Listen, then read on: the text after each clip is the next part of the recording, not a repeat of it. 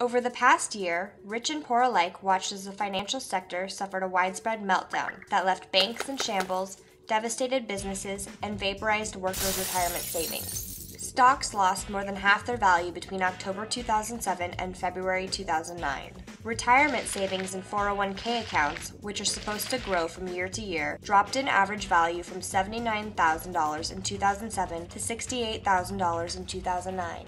The public came to the stunning realization that the risky, irresponsible investment practices on Wall Street had ruined the financial industry and many people's lives.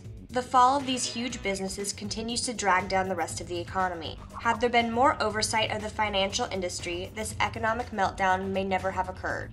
Just as drivers must heed a speed limit on the highway for everyone's safety, big banks and investment firms must adhere to the limits on the risks they can take with our savings, retirement accounts, and tax dollars. We must halt the greed before it speeds out of control, and we must ensure a collapse doesn't happen again. To stop the financial meltdown, the federal government agreed to pump $700 billion in taxpayer money into the banks. The first half of the bailout money was managed by the Bush administration with almost no strings attached. Executive salaries weren't capped, and there was no requirement that the banks tell us how they were using our money. Results were mixed. The Dow Jones plummeted 777 points, the largest one-day point drop in history. The second half of the bailout funds are now being managed by the Obama administration, which agrees more regulation is needed but hasn't provided many specifics.